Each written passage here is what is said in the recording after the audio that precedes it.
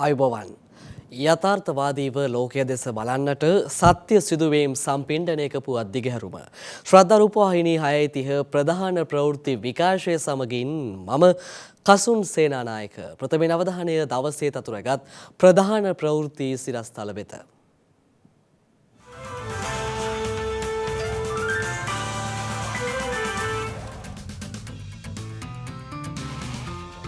හදිසි නීතිය ඉවත් කෙරේ. පවතින අර්බුදයට ව්‍යවස්ථානුකූලව මෙම සතිය තුළම විසඳුමක් සොයන්නැයි කතානායකවරයාගෙන් විශේෂ ප්‍රකාශයක්. අප්‍රේල් මස 18 වනදා සිට පාසල් කාලය පැයකින් දීර්ඝ කිරීමට තීරණය කරයි. පලාත් රැසක අද සවස වැසි ඇතැම් ස්ථානවලට මිලිමීටර 100ට වැඩි වර්ෂාපතනයක්. කුවේට් රජය ඉල්ලා අස්වෙයි.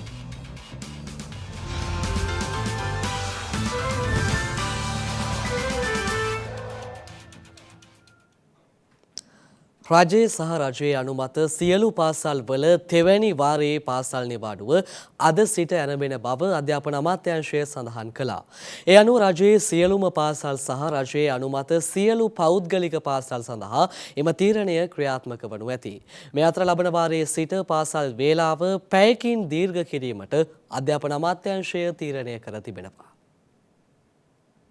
අප්‍රේල් මස 18 වන දිනෙන් ආරම්භ වන අධ්‍යයන වර්ෂය සඳහා දෛනික පාසල් කාලය පැයකින් දීර්ඝ කිරීමට අධ්‍යාපන අමාත්‍යාංශය තීරණය කර තිබෙනවා.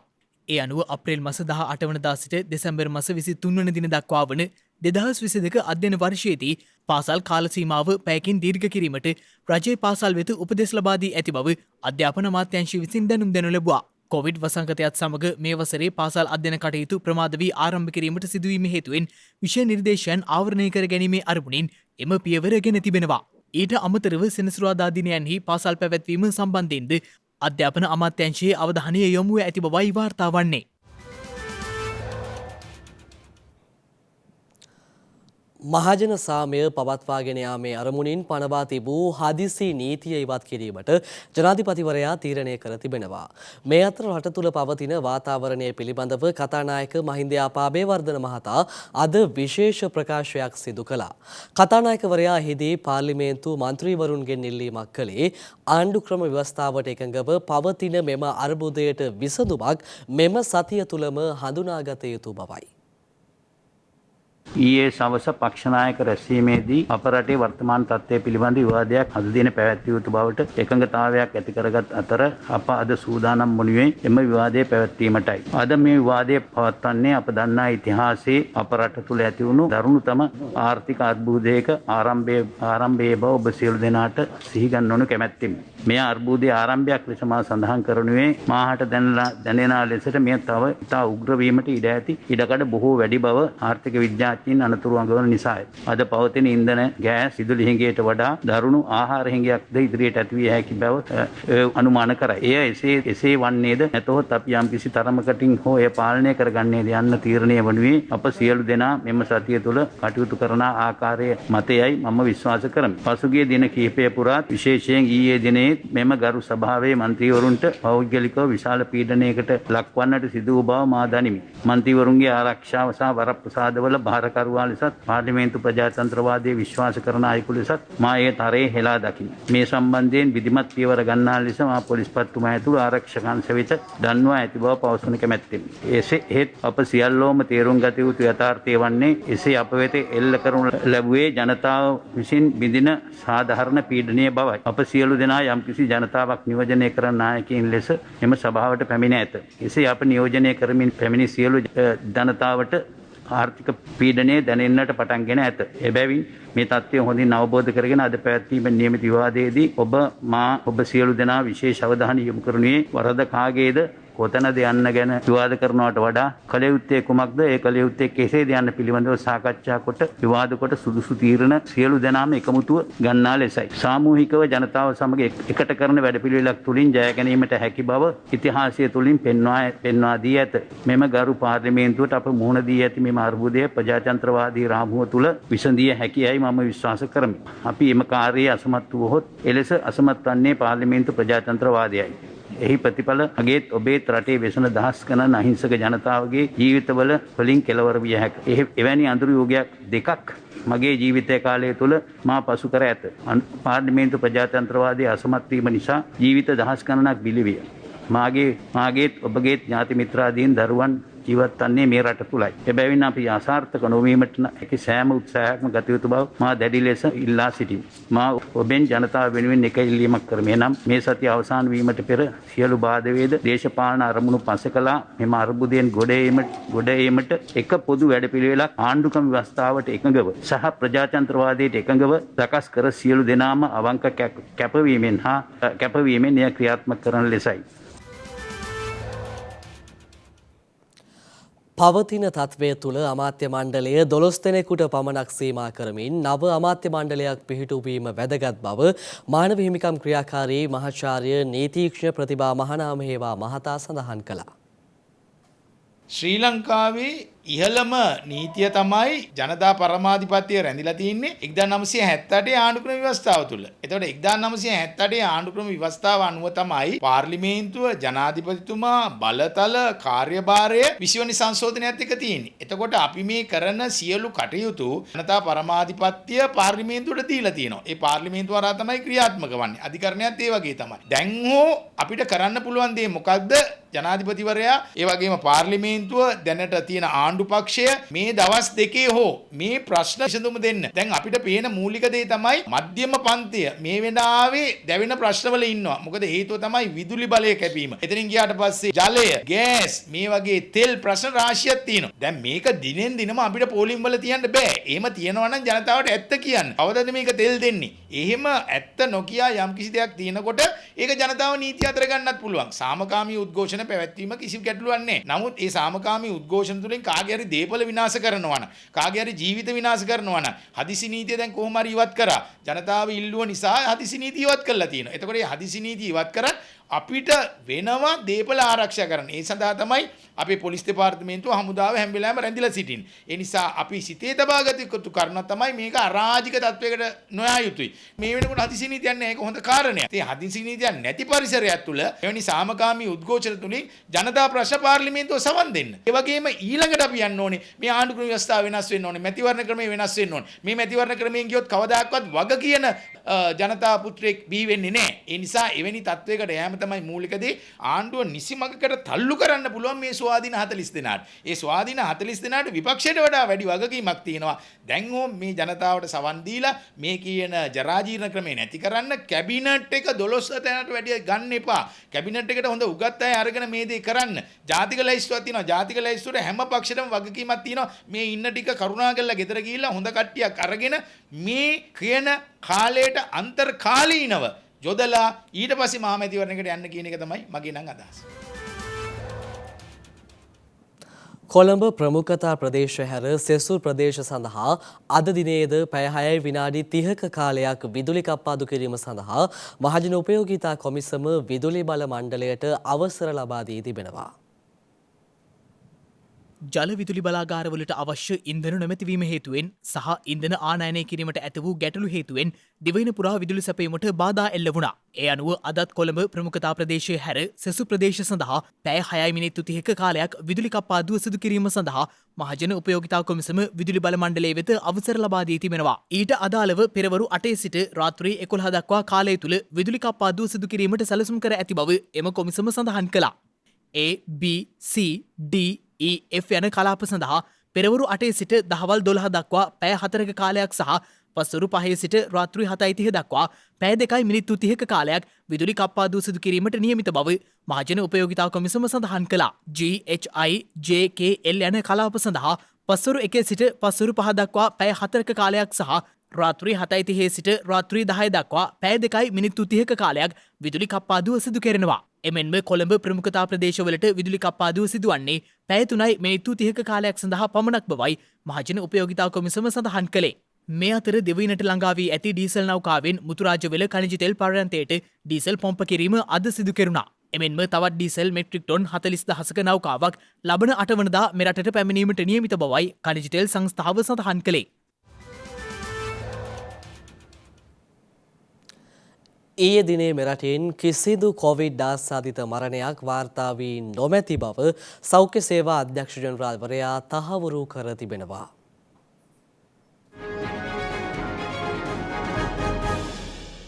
ගත වූ දිනේ මෙරටින් තවත් කොවිඩ් ආසාදිතයන් 113 දෙනෙකු වාර්තා වූ බව වසංගත රෝග විද්‍යා ඒකකයේ මගින් දැනුම් දී තිබෙනවා. ඒත් සමග මෙරටින් වාර්තා වන සමස්ත කොවිඩ් ආසාදිතයන් සංඛ්‍යාව දැක්වුණේ 6,62,216ක් ලෙසයි. මේ අතර ගත වූ දිනේ මෙරටින් කිසිදු කොවිඩ් මරණයක් වාර්තා වී නොමැති බව සෞඛ්‍ය සේවා අධ්‍යක්ෂ ජනරාල්වරයා විසින් ඊයේ දැනුම් දී තිබෙනවා. කෙසේ වෙතත් මේ වන විට මෙරටින් වාර්තා වන සමස්ත කොවිඩ් ආසාදිත මරණ සංඛ්‍යාව දැක්වෙන්නේ 16,485ක් ලෙසයි. මේ අතර මේ වන විට වෛරසය ආසාදිතව රෝහල්ගතව ප්‍රතිකාර ලබන පුද්ගලයන් සංඛ්‍යාව 8,425ක් වන අතර වෛරසය ආසාදිතව සිට සුවය ලැබූ සමස්ත පුද්ගලයන් සංඛ්‍යාව දැක්වුණේ 6,37,306ක් ලෙසයි.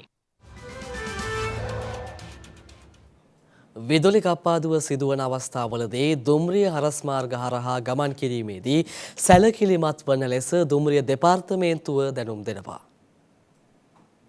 ඒ අනුව විදුලි කප්පාදුව සිදුවන අවස්ථාවලදී සංඥා පද්ධති ක්‍රියාත්මක නොවන බැවින් හරස් මාර්ග හරහා ගමන් කිරීම අවදානම් බව දුම්රිය දෙපාර්තමේන්තුවේ නියෝජ්‍ය සාමාන්‍ය අධිකාරී ගාමිණී සෙනෙවිරත්න මහතා පෙන්වා දෙනවා. එම සංඥා පද්ධති ක්‍රියාත්මක කිරීම සඳහා ආරක්ෂිත බැටරි පද්ධතියක් සවිකර තිබුණද විදුලිය විසන්ධි වන කාලය අනුව එය යළි පණ ගැන්වීම සිදු කළ නොහැකි බැවින් එම බැටරි පද්ධතිය අක්‍රියව පවතින බවයි අප කළ විමසීමකදී ඒ මහතා අවධාරණය කළේ.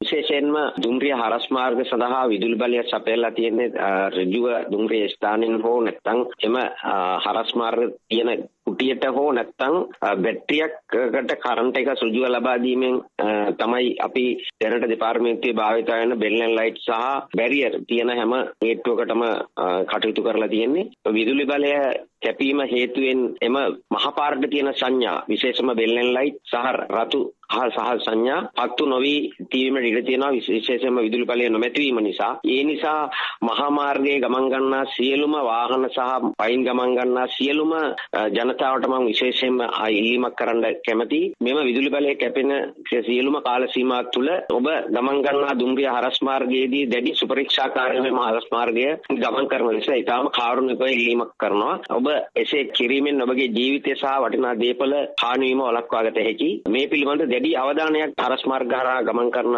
මගින් සිතුනු ඇතැයි අපේක්ෂා කරනවා.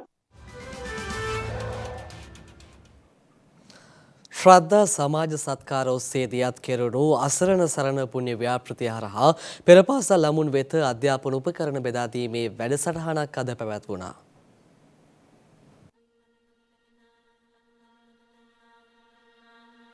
සරණක් අවැසි මොහොතක ඊට පිළිසරණ වන ශ්‍රද්ධා සමාජ සත්කාරයන් ඔස්සේ පෙර පාසල් ළමුන් වෙත අධ්‍යාපන උපකරණ බෙදාදීමේ වැඩසටහනක් අද පැවැත්වුණේ කඩුවෙල මහමෙවුනාව බෝධිඥාන භාවනා අසපු පරිශ්‍රයේදී. ඒ මහමෙවුනාව භාවනා අසපුවාසී පින්වත් ස්වාමීන් වහන්සේලාගේ වැඩමවීමෙන් කෑගල්ල බුලත් කොහුපිටිය පන්නල උතුර ගම්මානයේ ලිටල් ස්ටා පූර්ව ළමාවිය සංවර්ධන මධ්‍යස්ථානයේ ඉගෙනමු ලැබූ පුංචි මල් කැකුළු 23 දෙනෙකු වෙත මෙලෙස පාසල් උපකරණ බෙදාදීම සිදු කෙරුණා. ඒ පන්නල උතුර ගම්මානයේ ලිටල් ස්ටා පෙරපාසලේ ප්‍රධාන පාලිකා එච් නාලනී චන්ද්‍රලතා මහත්මිය විසින් ශ්‍රද්ධා සමාජ සත්කාර අංශය වෙත සිදු කළ ඉල්ලීමකට අනුවයි. පුංචි දරුදැරියන් පිරිසකට සිය ඉගෙනුමට අත්වලක් සපයන්නට රුපියල් 28,000කට අධික වටිනාකමකින් යුත් පාසල් උපකරණ මෙහිදී බෙදා දෙනු ලැබුවා. ශ්‍රද්ධා සමාජ සත්කාර ඔස්සේ දියත්වන අසරණ සරණ පුණ්‍ය ව්‍යාපෘතිය හා සම්බන්ධ වෙමින් මෙකී සත්ක්‍රියාවට දායකත්වය සපයනු ලැබුවේ ලසන්ත නාගහවත්ත මහත්මයා ඇතුළු සැදැහැති පිරිසක් විසින්. එමෙන්ම මෙකී සත්ක්‍රියාව උදෙසා වූ ශ්‍රමදායකත්වය සෞභාග්‍යා සුවඳකූරු ආයතනයේ සේවක මණ්ඩලය විසින් සපයා දෙනු ලැබුවා. ලොවක් දිනන්නට පියමං කරන පුංචි මල් කැකුළුවලට සේම සරණක් අවැසි සියලු දෙනා වෙනුවෙන් ශ්‍රද්ධා සමාජ සත්කාරයන් තවදුරටත් ක්‍රියාත්මකයි.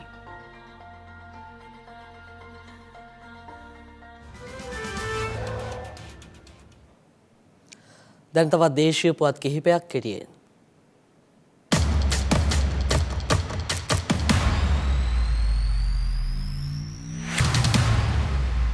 මේ වසරේ ශ්‍රී ලංකාවේ ආර්ථික වර්ධන වේගය 2.4% දක්වා පහත වැටෙනු ඇති බවට ආසියානු සංවර්ධන බැංකුව අනාවැකි පළ කරනවා. කොවිඩ් වසංගත තත්ත්වයේ විදේශ සංචිත හිඟය සහ ණය ගෙවීම් ඇතුළු තත්ත්වයන් මෙලෙස මේ වසරේ ආර්ථික වර්ධන වේගය පහත දැමීමට හේතු වී ඇති බවයි ආසියානු සංවර්ධන බැංකුව පෙන්වා දෙන්නේ. කෙසේ වෙතත් ලබන වසරේදී 2.5% ආර්ථික වර්ධන වේගයක් ශ්‍රී ලංකාව විසින් ළඟා කරගනු ඇති බවටද ආසියානු සංවර්ධන බැංකුව සිය පුරෝකථනය තුළින් ඉදිරිපත් කර තිබෙනවා.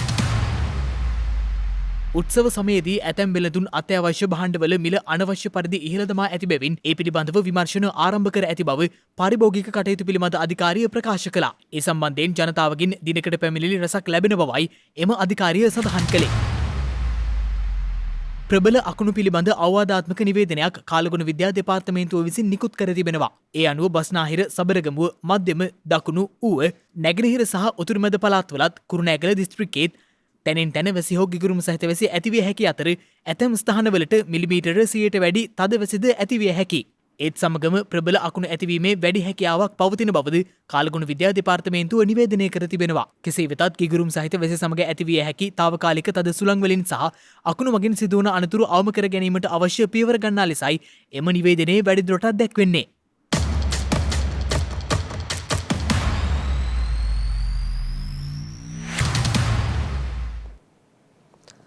දැනුම තරම් ශක්තියක් පොත්තරම් ආයුධයක් ජීවිත සටනට තවත් තියෙනවද? ඒ ප්‍රශ්නයට පිළිතුරු දෙන්නේ අවුරුදු 7ක පුංචි දරුවෙක්. Hello everyone. Today we are going to read The Pigeon Needs a Bath. බලන්න මේ පුංචි දරුවා දිහා. පුංචි පොතකුත් අතේ තියාගෙන බොහොම හුරතලින් ඇස් ලොකු කරමින් මුහුණේ අපූරු ඉරියව්වලින් ඔහු මවන ලෝකය. ඇත්තටම ඒ ගැන ඔබ දැනගත්තොත් පුදුම වේවි. මේ පුංචි දඟයාගේ නම බ්‍රයන්. බ්‍රයන්ට තාම අවුරුදු 7යි. බ්‍රයන් මේ විදියට පොතකුත් අතේ තියාගෙන කැමරාවක් ඉදිරියට ඇවිත් කරන්නේ ඒ පොතේ තියෙන පින්තූර කතන්දරේ හරි අපූරුවට ලෝකයට ඇහෙන්න කියන එක. ඒත් බ්‍රයන්ගේ මේ කතන්දර අහන පිරිස ඒක ඉතාම සංවේදී. බ්‍රෑන්ගේ කතන්දර අහන අයාතර විශේෂ අවශ්‍යතා තියෙන දරුවන් ඉන්නවා. දැස් නොපිරෙන දරුවන්, කතන්දර පොත්ගන්න මුදල් නොමැති දරුවන්, ළමා නිවාසවල ඉන්න දරුවන්. ඒ විතරක් නෙවෙයි, දෙමව්පියන් රැකියාවලට යන නිසා ගෙවල්වල තනිවෙලා ඉන්න දරුවන්. ඒ වගේම පාසල් යන්න හැකියාවක් නැති දරුවන් වගේ විවිධ හේතු නිසා අසරණ වන දරුවන් බොහොමයක් බ්‍රයන්ගේ කතන්දර අහන්න එකතු වෙනවා. ඒ විතරක් නෙවෙයි, තවත් විශේෂම දෙයක් තමයි තමන්ගේ දරු මුණුබුරන් දකින්න නැති වැඩිහිටි නිවාසවල ඉන්න වයසක අයටත් බ්‍රයන් කතන්දර කියනවා. ඒක හරියට තමන්ගේ මුණුබුරා තමන් ළඟට ඇවිත් කතන්දරයක් කියනවා වගේ අත්දැකීමක්. කොවිඩ් වසංගතයත් එක්ක නිවසට වෙලා ඉන්න සිදුවන වෙලාවෙ තමයි බ්‍රයන්ට මේ අපූරු අදහස ආවේ. මුලින් බ්‍රයන් එයාගේ අත්තම්මට මේ විදියට වීඩියෝ ඇමතුමකින් කතන්දර කියන්න පටන් ගත්තා. ඒක හරි අපූරු දෙයක් වුණ නිසා වගේම බ්‍රයන්ට හරි අපූරුවට පොත්වල තියෙන කතන්දර කියවන්න අපූරු හැකියාවක් තිබුණ නිසාම බ්‍රයන්ගේ අත්තම්මා ඒ වීඩියෝවක් සමාජ මාධ්‍යට මුදා හැරියා. ඉතින් එදා ඉඳන් බ්‍රයන් පුංචි දක්ෂ කතාකාරයෙක්. ඒ වගේම වැදගත්ම දේ එතනින් පස්සේ බ්‍රයන් වටා කතන්දර අහන්න එකතු වුණ පිරිස ඇත්තටම ජීවිතේ සතුටින්ම සිටිය යුතු පිරිසක් වීම. අද වෙද්දී බ්‍රයන්ට එයාගේම නමින් කතන්දර කියවන්නම හදපු YouTube නාලිකාවක් පවා තියෙනවා. ඒ වගේම ඇමරිකාවේ බොහෝ ළමා නිවාසවල, වැඩිහිටි නිවාසවල වගේම පෙර පාසල්වල පවා බ්‍රයන්ගේ අපූරු කතන්දර විකාශය වෙනවා. ඉතින් බ්‍රයන්ගේ මේ අපූරු හැකියාව නිසා පොත් කියවන්න, කතන්දර අහන්න අකමැති පුංචි දරුවෝ පවා බොහෝමයක් බ්‍රයන් කියන කතන්දර ආසාවෙන් අහන්න ඉන්නවා. හිතන්න, තාක්ෂණයත් එක්ක අපේ දරුවන්ට විවර වෙලා තියෙන ලෝකය හරිම පුළුල්. ඒත් වැරදි දෙයට නෙවෙයි. මේ වගේ හොඳ දෙයට දරුවන්ට තාක්ෂණය විවර කර දුන්නොත් නිසැකයි දරුවන් නොමග නොයන බව. මොකද කාලෙත් එක්ක බ්‍රයන් ලොකු වෙලා සමාජයට එන්නේ දක්ෂ කතාකරුවෙක්, දක්ෂ කතිකයෙක්, පොතපත කියවන උගතෙක් විදියට මිසක් අන්තර්ජාලය තාක්ෂණය වැරදි විදියට යොදාගත් අනුවනයෙක් විදියට නෙවෙයි.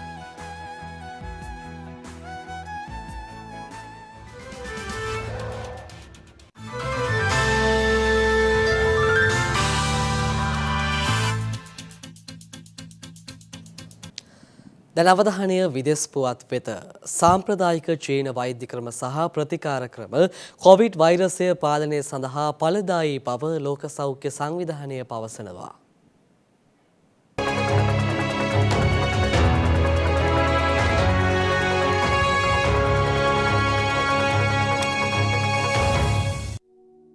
සාම්ප්‍රදායික චීන වෛද්‍ය ක්‍රම සහ ප්‍රතිකාර ක්‍රම කොවිඩ් වෛරසයට එරෙහිව ඵලදායී බව ලෝක සෞඛ්‍ය සංවිධානයේ විශේෂඥයන් විසින් හඳුනාගෙන තිබෙනවා. ඔවුන්ගේ නවතම වාර්තාවකින් පෙන්වා දී ඇත්තේ පවතින ප්‍රතිකාර ක්‍රම සමග සාම්ප්‍රදායික චීන වෛද්‍ය ක්‍රම සහ ප්‍රතිකාර ක්‍රම ලබා දීම සුදුසු බවයි. ඒ අනුව සාම්ප්‍රදායික චීන වෛද්‍ය ක්‍රම සහ ප්‍රතිකාර ක්‍රම ආරක්ෂිත ප්‍රවේශයක් වන අතර කොවිඩ් වසංගතයේ මෘදු මධ්‍යස්ථ සිට දරුණු අවස්ථා දක්වා අවස්ථාවන් වලදී එහි අවදානම අඩු කිරීමේ හැකියාව පවතින බවයි ලෝක සෞඛ්‍ය සංවිධානය පෙන්වා දෙන්නේ. කෙසේ වෙතත් කොවිඩ් රෝගීන්ගේ අකණ්ඩ ඉහළ යාම හේතුවෙන් චීන බලධාරීන් විසින් මිලියන 25ක ජනතාවක් වාසය කරන ෂැන්හයි නගරය වසා දැමීමේ කාලය දීර්ඝ කර තිබෙනවා. සීමා පැනවූ මුල් අවස්ථාවේදී නගරයේ නැගෙනහිර සහ බටහිර ප්‍රදේශ සඳහා වෙන වෙනම ක්‍රියාමාර්ග ගෙන තිබුණද මේ වන විට මුළු නගරයේම දින නියමයක් නොමැතිව වසා දමා ඇති බවයි විදේශ මාධ්‍ය වාර්තා කළේ. එරට සෞඛ්‍ය අංශ පෙන්වා දෙන්නේ දෛනිකව එරටින් වාර්තා වන රෝගීන් 13000 සීමාව ඉක්මවා ගොස් ඇති බවයි. ඒ අනුව කොවිඩ් පරීක්ෂාවන් සඳහා චීනය හමුදාව සහ වෛද්‍යවරුන් විශාල පිරිසක් මේ වන විට ෂැන්හයි වෙත කැඳවා තිබෙනවා. මේ වන විට නගරයේ දැඩි සෞඛ්‍ය ප්‍රතිපත්තීන් අනුගමනය කරමින් පවතින අතර තම නිවාසවලින් පිටවීමට හෝ අත්‍යවශ්‍ය ප්‍රතිපාදන එකතු කිරීමට පවා ඉඩ ලබා නොදෙන බවයි එරට මාධ්‍ය පෙන්වා දෙන්නේ. එමෙන්ම සැපයුම් සහ බෙදා හැරීමේ කාර්ය මණ්ඩලයේ හිඟයක් හේතුවෙන් පාරිභෝගිකයන්ට මාර්ගගතව හෝ ආහාර සහ ජලය ඇණවුම් කිරීම දුෂ්කර වී ඇති බවද ඔවුන් පෙන්වා දෙනවා. මේ අතර කුවේට් රජයේ ඉල්ලා අස්වී ඇති බව විදේශ මාධ්‍ය වාර්තා කළා. එරට අගමැතිවරයාට එරෙහිව පාර්ලිමේන්තුවේ විශ්වාස භංග යෝජනාවක් ඉදිරිපත් වී ඇති අතර ඒ හේතුවෙන් එරට මේ වන විට දැඩි දේශපාලන අර්බුදයක් නිර්මාණය වී ඇති බවයි විදේශ වාර්තා සඳහන් කළේ. ඒ අනුව අග්‍රාමාත්‍ය ෂේක් සබා අල් කාලිඩ් විසින් අදාළ ඉල්ලා අස්වීමේ ලිපිය ඔටුන්න හිමි ෂේක් මෙෂාල් අල් සභා වෙත බාර දී තිබෙනවා. පාර්ලිමේන්තුවේ විපක්ෂ මන්ත්‍රීවරුන් විසින් දිගින් දිගටම පාලක පක්ෂය දූෂණ වංචා සිදු කරන බව පවසමින් අගමැතිවරයාට දැඩි විරෝධයක් දැක්වීම හේතුවෙන් පාර්ලිමේන්තු කටයුතු පවත්වාගෙන යා නොහැකි වාතාවරණයක් මතුවී තිබූ බවයි එරට මාධ්‍ය වාර්තා කළේ. අගමැතිවරයාට එරෙහි විශ්වාස භංගයට අදාළ ඡන්ද විමසීම අද පැවැත්වීමට නියමිතව තිබෙනවා. වර්තමාන කුවේට් රජය 2021 වසරේ දෙසැම්බර් මාසයේ පත් කෙරුණු අතර ඒ 2021 වසර තුල එරට පිහිට වූ තෙවැනි රජය වනවා.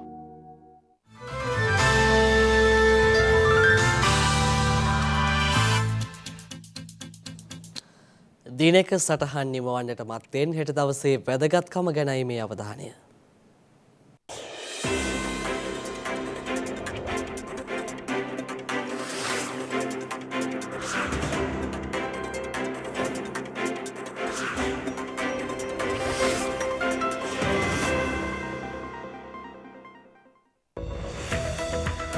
හෙට අප්‍රේල් 7 වෙනිදා අප භාග්‍යවතුන් වහන්සේගේ කේශධාතුන් වහන්සේලා නිදන් කොට තපස්සු බල්ලුක වෙළඳ බෑයන් විසින් ලක්දිව ඉදිකරන ලද තිරියායේ ගිරිහඬු සෑය පිහිටි පුදබිම සොයා ගනු ලැබුවේ 1983 වසරේ අප්‍රේල් මස 7 වන දිනයි. ලෝක සෞඛ්‍ය දිනයේදී ඇත්තේ අප්‍රේල් මස 7 වන දිනටයි.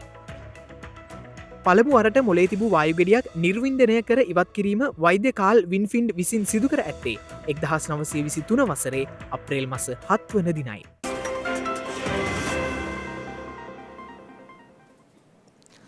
ඒත් සමගින් ශ්‍රද්ධා රූපවාහිනී ප්‍රධාන ප්‍රවෘත්ති විකාශය නිමාවට පත් වෙනවා. හමු යමු හෙටත් සවස 6:30ට. තෙරුවන් සරණයි. නමෝ බුද්ධාය. මෙවැනි වැදගත් පුවත් නැරඹීම සඳහා ශ්‍රද්ධා TV News YouTube channel එක subscribe කර සීනුව සලකුණ වන්න.